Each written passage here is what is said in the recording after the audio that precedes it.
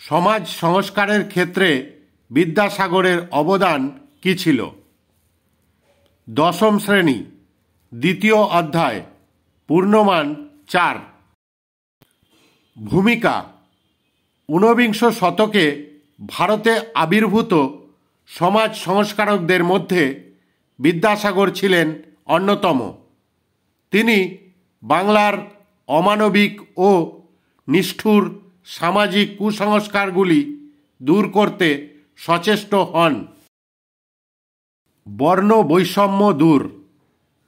19 শতকের ভারতীয় সমাজ জাতিভেদ ও বর্ণ বৈষম্য ব্যাধিতে আক্রান্ত ছিল।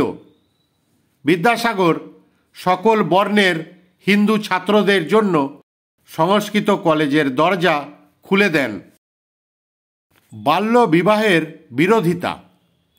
বিদ্যাসাগর মহাশয় সর্বশুভকরী পত্রিকায় বাল্য বিবাহের দোষ নামক নিবন্ধ লিখে এর বিরুদ্ধে জনমত জাগ্রত করেন।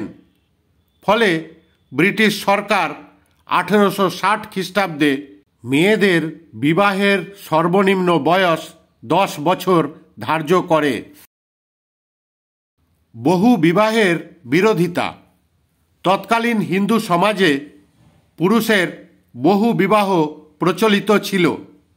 বিদ্যাসাগর এই প্রথা রদ করার জন্য 1855 খ্রিস্টাব্দে 50,000 মানুষের স্বাক্ষরিত এক আবেদনপত্র সরকারের কাছে পাঠান।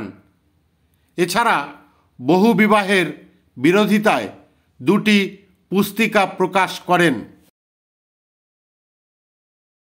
বিধবা বিবাহ প্রবর্তন। বিদ্যাসাগর পরাশর সংহিতা থেকে প্রমাণ করেন যে বিধবা বিবাহ হিন্দু শাস্ত্রসম্মত। এছাড়া পুস্তিকা, পত্রিকা এবং গণস্বাক্ষরিত আবেদনপত্রের মাধ্যমে জনমত গঠন এবং সরকারের উপরে চাপ সৃষ্টি করেন। অবশেষে 1856 খ্রিস্টাব্দে বিধবা বিবাহ আইন সিদ্ধ হয়। এই বছরের 7ই ডিসেম্বর বিদ্যাসাগর মহাশয়ের উদ্যোগে শ্রী সচন্দ্র বিদ্যারত্ন ও বিধবা কালীমতী দেবী বিবাহ বন্ধনে আবদ্ধ হন। উপসংহার। সেই সময় সমাজের জাতাকলে পিষতে থাকা নারী সমাজের একমাত্র ভরসা ছিলেন বিদ্যাসাগর মহাশয়। তিনি সরব হয়েছিলেন গঙ্গাসাগরে সন্তান বিসর্জন, কুষ্ঠরোগী হত্যা, কুলীন প্রথা, জাতিভেদ, অস্পৃশ্যতা প্রভৃতির মতো কুপ্রথার বিরুদ্ধে। ধন্যবাদ।